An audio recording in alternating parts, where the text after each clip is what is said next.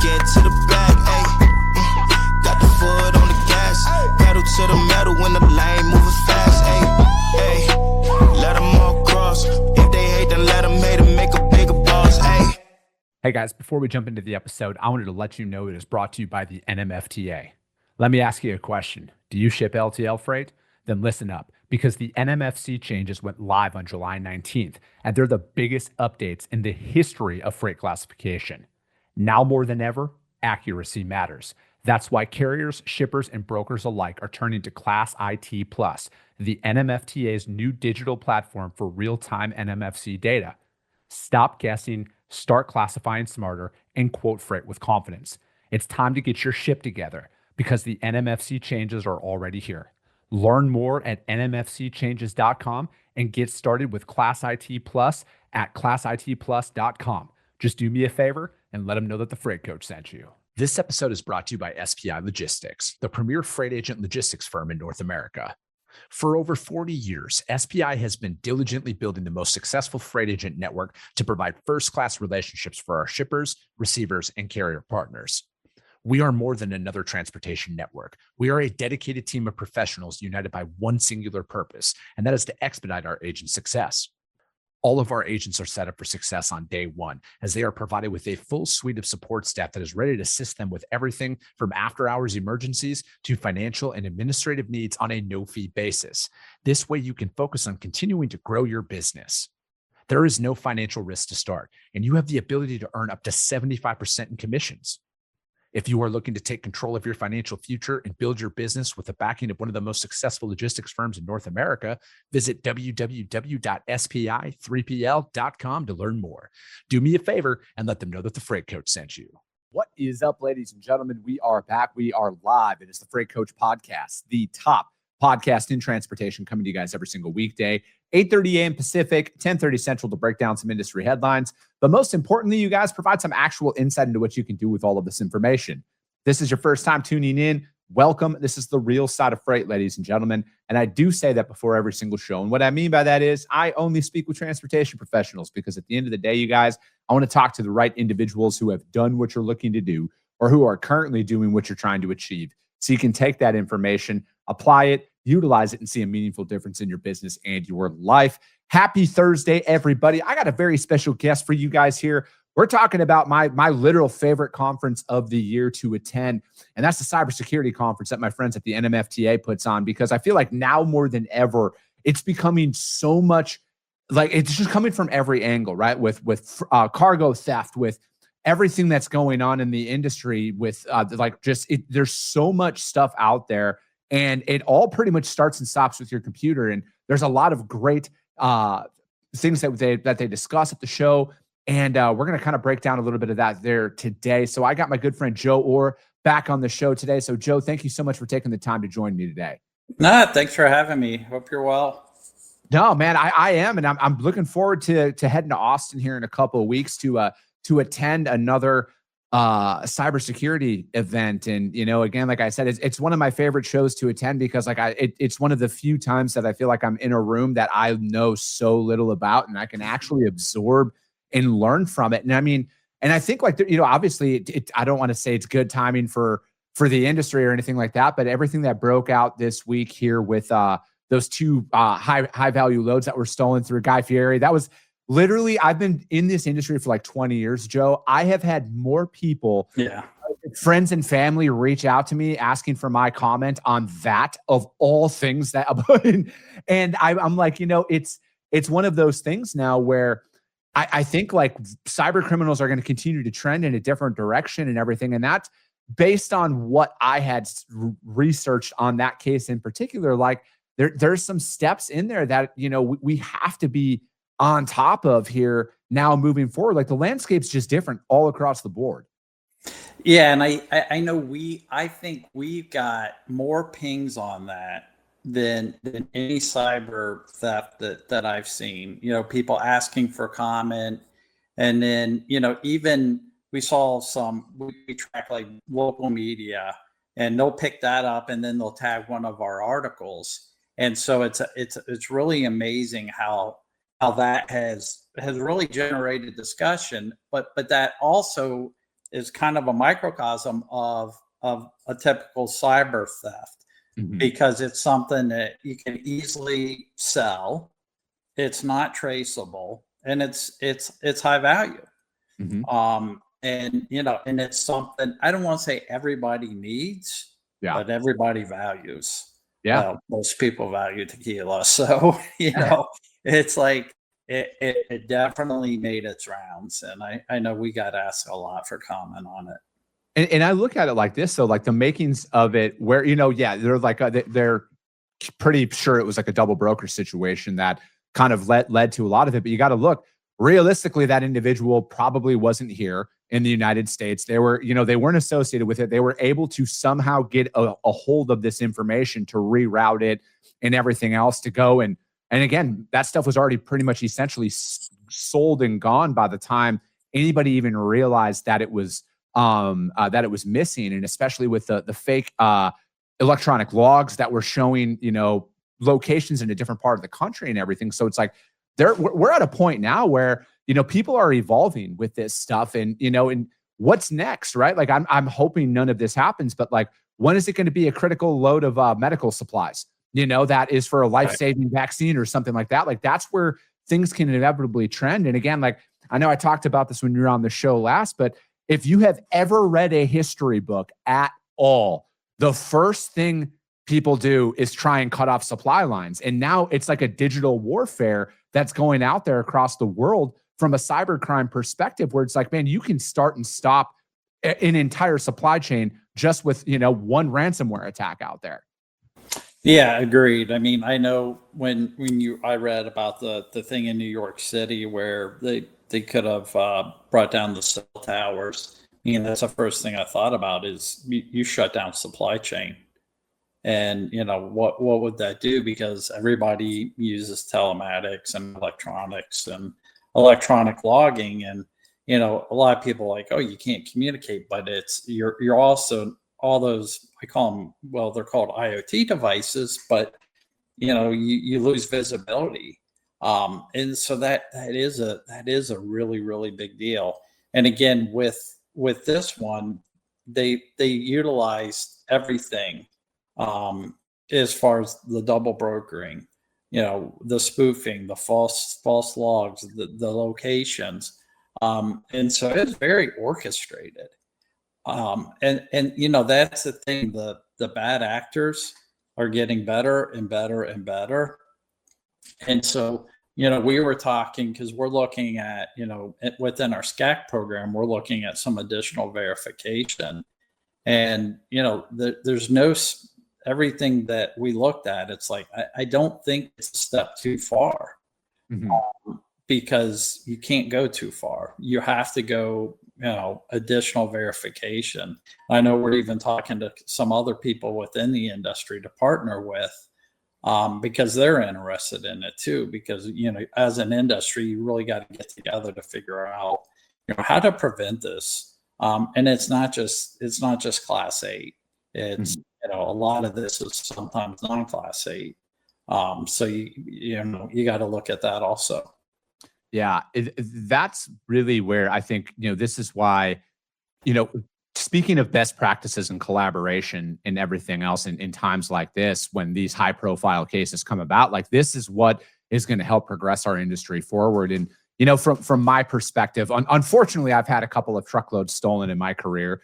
But again, it's like, I think you have to look internally, like with your team more often than not, because I have found in some of these cargo theft situations out there, Joe, is where it is an inside job. There is somebody who's on the ground level directing these criminals, hey, this is where to go. And, I think people sometimes overlook that because they're like, oh, it's not that 1980s mafia anymore where they're shaking down people or they're dropping off an envelope with 10 grand in it. But I wouldn't put that past where how a lot of this stuff starts, right? Like, and I look at it because, we're like, you look at that example with the 2 loads of tequila, how many truckloads go through Laredo every single day into the United States, and they're all cross-docked and everything else.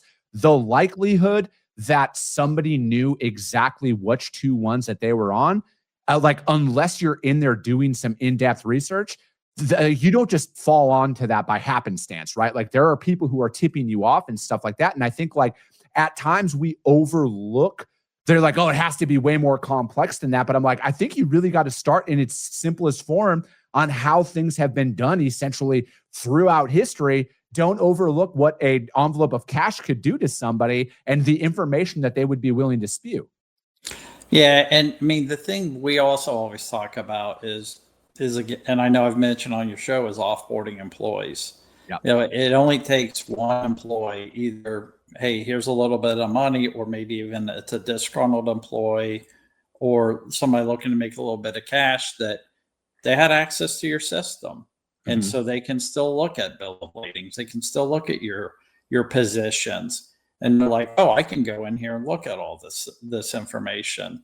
A lot of times they may, when you offboard access to your network, but do you offboard access to the TMS? Do you offboard access to the third party, telematics?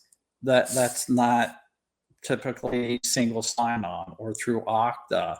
And so a lot of times that just gets forgotten because IT didn't manage it. So a lot of times it's really how you offboard your employees. So you want to really audit and look at, okay, who's got access to that system? Because it just takes one person to say, hey, I know where that truck's at. I know what it's carrying. I know what it's picking up. I know what it's dropping off. And I know its schedule. I know where it's going, and it's specific time. Yeah, that's one of those things. Like if somebody's never been to an event like the cybersecurity conference, that to me is like one of those wow moments where, it's almost like I'm really glad I came, because like I never thought of that, right? Because I think like we want to make some of these situations a lot more complex in our head, because they're like, oh, there's no way that it would be, we forgot to stop access to this TMS, for this one employee who worked with us for 2 weeks. And it's those little things like that. And I think like that's always been my biggest takeaway from it is it's like, it's not as hard as you think to keep your organization safe at the end of the day, right? Like that, having that incident response, and then really just those couple of simple steps in place about not clicking external links. And I feel like that is where it's like for a novice cyber guy like myself, because I don't even consider myself a novice one. That's what this conference brings together, right? Is it brings together companies of all sizes in this industry talking about those best practices. And it's like companies that are, because I saw that like Warner is going to be speaking, the guy from Daimler is going to be speaking. Like how much knowledge can you take away from that and start applying that to your business? And that's what we're really focused on is people from the industry talking about what they do for best practices. And I think the other thing is, I was talking to a couple of people that attended last year, and it's not just the things that you pick up at the conference. I mean, I'd like to say, hey, our agenda's so good that everything you learn is in the conference, but it's between the sessions. It's at the Sunday, happy hour. It's people connecting with their peers and the networking during lunch. I mean, we purposely build in those networking breaks where we're not doing things like activities, and they talked, and it's always, it amazed me last year. We went to the Rock and Roll Hall of Fame, and people were still talking cyber. They were talking work. They weren't talking anything but work, and they were talking best practices. And so we've got a meeting. In fact, it's today to talk about freight fraud and going over the Department of Transportation's documentation and comments. And two of the people that were at the conference from two of the big companies are together. And I'm like, oh, you guys are together? Like, oh yeah, we met last year at your cyber conference, and he's come to talk to my IT team. I go, oh, what's he talking about? He goes, oh, he's doing the same speech he did at the cyber conference. I want him to scare my team, and he's laughing. He goes, I was talking to him at lunch. And so it's about forming those relationships also, because, we also want to make sure that the industry is communicating and talking more. because if they work together, we've done our job. You know, we want to deliver great content and a great agenda, but we also want to get people to engage in conversations that they maybe normally wouldn't have. Yeah, I look at it like this, you know, and for anybody out there who's kind of like on the fence about this and like they're not technical enough, like I will be the beacon of the not technical enough category of attendees that go into this show. But to draw on your networking comment there, like I spoke with a lot of people who are in very high profile jobs at very large organizations last year, and they all talk to you like you are a normal individual, right? Like they are out there and they want to help, right? And that's like what I love about this is people who are there, like they're excited about this stuff. They want to make sure that your organization is taken care of. And, you know, because again, like there's cybersecurity experts, there's fleets of all sizes. You know, it's like that mix of people is so powerful to go out there. And I never have been in any situation. This is going to be like the fourth or fifth one that I've attended where I'm like, I don't know if I should go up and talk to that person. Everybody is extremely welcoming and hospitable at that event. Yeah, you may have somebody that's managing 7,000 trucks, and they're talking to somebody that is an owner operator. Yep. And there may be something that's learned in both directions. And again, it's all about collaboration. And that's the other thing. When we did tabletop exercises. And we're doing them again. And that's the other thing I really liked about the tabletop exercises is that people from different size fleets, of course, have different perspectives. And so they shared those perspectives, and it really hit home about, you know, it doesn't matter the size of your fleet.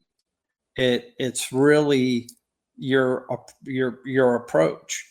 And again, everybody that came to the conference had a different objective. It was, hey, I need to get a little bit better, maybe in my overall, or hey, I want to come up with a better way to monitor, or I'm worried about introducing AI, or I'm getting ready to go to the cloud, or hey, I'm worried about some of the things coming out from the OEMs, and I need to figure out, do I need to be involved in what's happening with Daimler? Everybody had different questions, and we want to keep it at a level that's applicable to everyone. I mean, there's always those conferences that are so technical that it's just for the pure cyber people. And then there's those conferences that are so high level that some of the technical people get bored. We kind of want to do this balance that you walk away with both. If you're the decision maker, you walk away with enough information to really make the right decisions. If you're the one that's got to convince the decision maker, you walk away with enough data to say, this is why we have to invest in cyber. You know, I look at it, you know, you brought up AI there, and I know one of the sessions is AI is for more than just finding threats. And, you know, what are some ways that it is being used to, you know, inside of like fleet management and stuff and cybersecurity that most people don't even realize at this point? I think the biggest way it's being used is to manage the amount of data and alerts that are coming in. There's so much data that AI can help decide what's important and what's not. It also learns the patterns and what's abnormal, what's not. And I think that's the key. And as we look at some of the data that's coming off the trucks itself, you know, we're looking at, you know, each truck can send 4 or 5 gigs of data a day.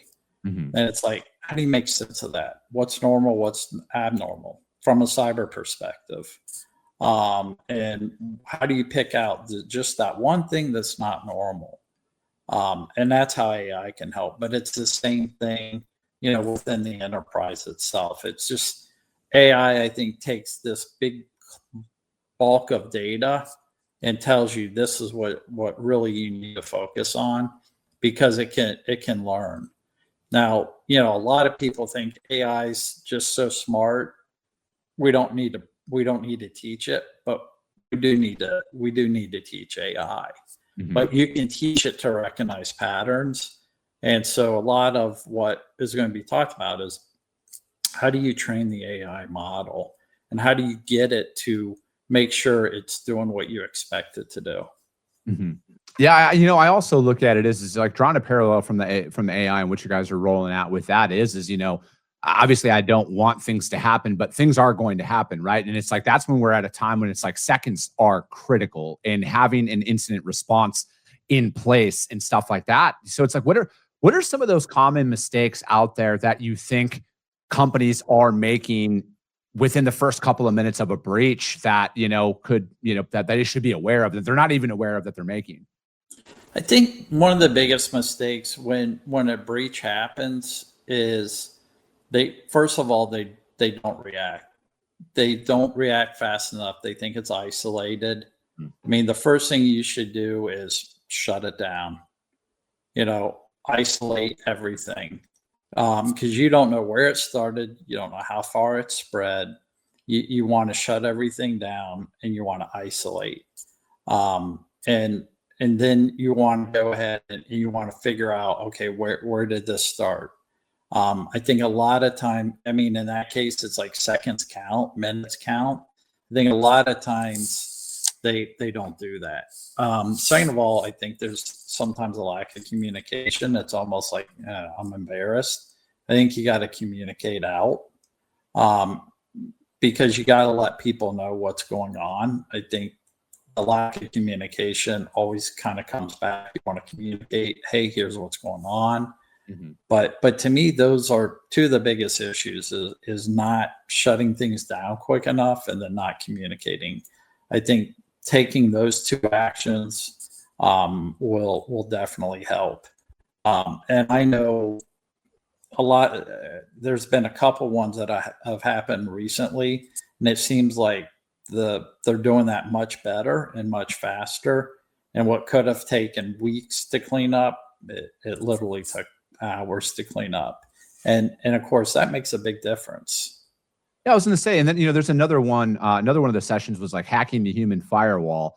And it's like, I think, what can companies learn from those situations, right? Like you're talking about taking it down from say hours to, half an hour to minutes and stuff like that. How can teams make their employees their strongest defense in these situations? Training. I think it's practice.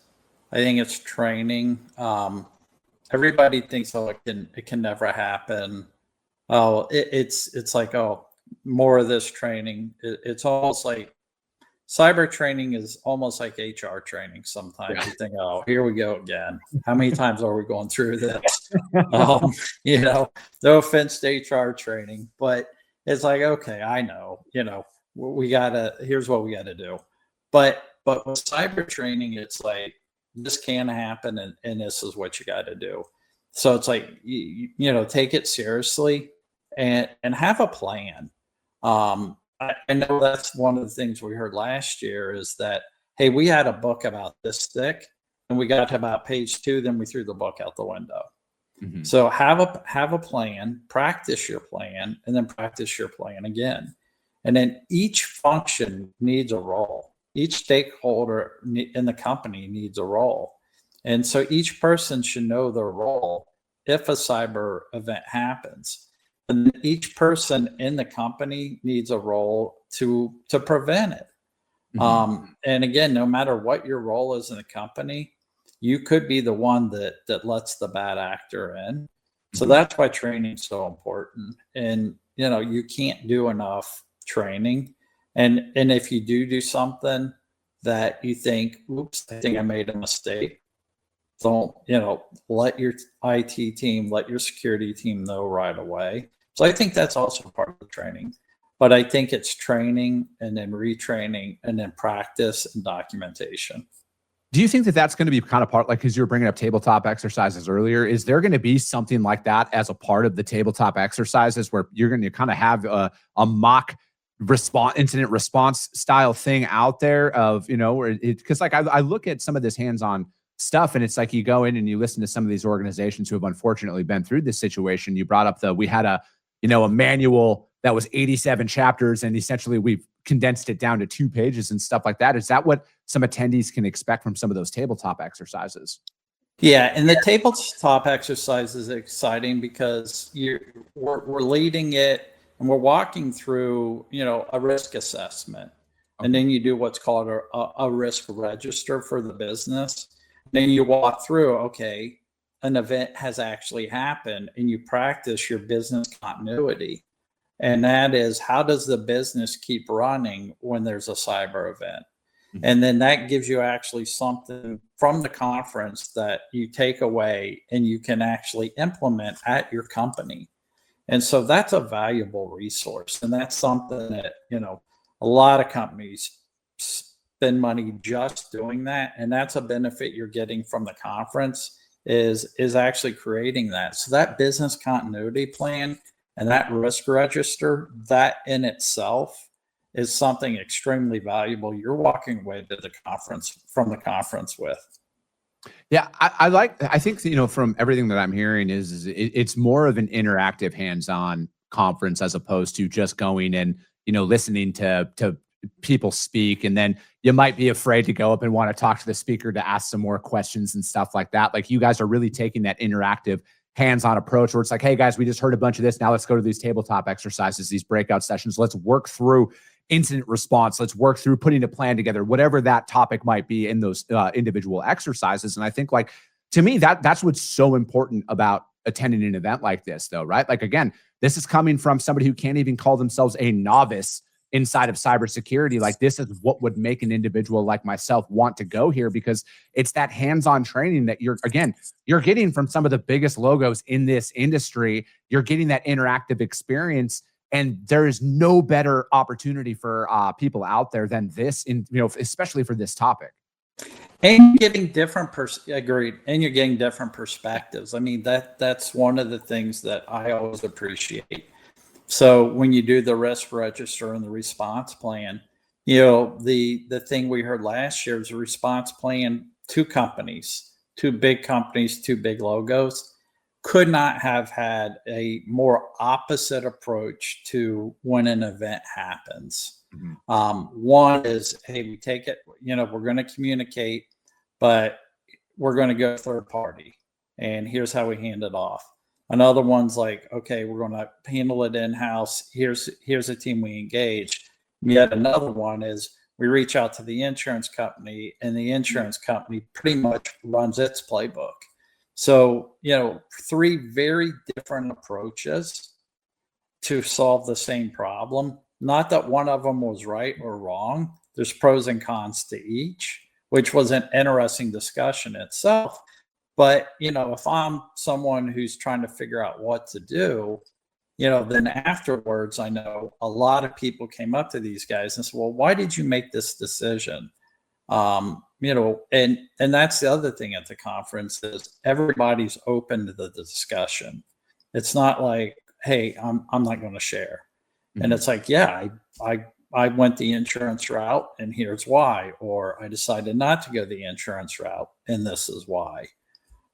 Everybody's very open because everybody there has the same goal in mind to secure the industry. I couldn't agree more with that. And and again, I look at it, having those different perspectives. And again, I think, like, most importantly, I would argue that the majority of the people who are listening to this show don't have a plan. And that is 3 plans that you could potentially implement inside of your organization just from, like, learning from this stuff. Right. And that's what's most important. That's why it's like, to me, like, I can't say this enough. The collaboration that you see at this event and that hands-on technical training, I mean, that's worth the price of admission alone. But again, it's the network that you develop outside of that. And hopefully nobody has to experience this, but if you do, you at least know where to turn. Right. And I think like that's one thing that I've learned in business, Joe, is at the end of the day, I don't have everything figured out at all, but, like, I know a hell of a lot of people I can turn to if something happens that are going to point me in the right direction to salvage and course correct if I ever find myself in an unfortunate situation. Yeah, and the other thing is, nobody was the people that have been, hacked, for lack of a better term, or have had experienced freight fraud. It's not like they should be embarrassed. It's not like they stood up and hung their head low, or that anybody criticized them. Everybody in the room was like, teach us, what lesson did you learn? And so it wasn't like, oh, you made a horrible mistake. It was like, you're probably doing something we're all doing. You got unlucky. And so it's like, how can you help us? So it really was all about sharing, and nobody judged. Mhm. And I think that was the other thing. And again, I still look back at the night at the Rock and Roll Hall of Fame, sitting there thinking, holy smokes, everybody's at the Rock and Roll Hall of Fame. We've just sat through 8 hours of nothing but cyber, and they're still talking about cyber. Yeah. And so, that was very telling. No, I couldn't agree more, man. Joe, I appreciate your time on this. Thank you for spending this show with me here. And again, you guys, hit it up, you guys, cyber.nmfta.org. Hit it up, you guys. It's going to be in Austin, Texas, October 26th through the 28th. It's one of the best cities in the United States. I love Austin. But Joe, how does anybody reach out to you guys directly to find out more? Yeah, you can go to our website at nmfta.org. You can also find out directly about the conference at cyber.nmfta.org, or feel free to follow us on LinkedIn. Follow me on LinkedIn, and you'll see constant updates on all things related to cyber. Perfect. Joe, thank you so much for your time. If you guys can't find Joe or the Cyber Conference or the NMFTA at all, hit me up. I will gladly put you guys in contact with them. I'm going to be there. I'm going to be learning pen to paper and trying to make sure my organization in the future is set up for success. But that's going to be it for today, ladies and gentlemen. As always, if you got value in what you heard, subscribe to the show, you guys. And if you're feeling ambitious, rank the show on iTunes and Spotify, because if you saw value, your network's going to see it as well. I appreciate you guys. I love you guys. And we'll be talking to you soon. Came back with a bang.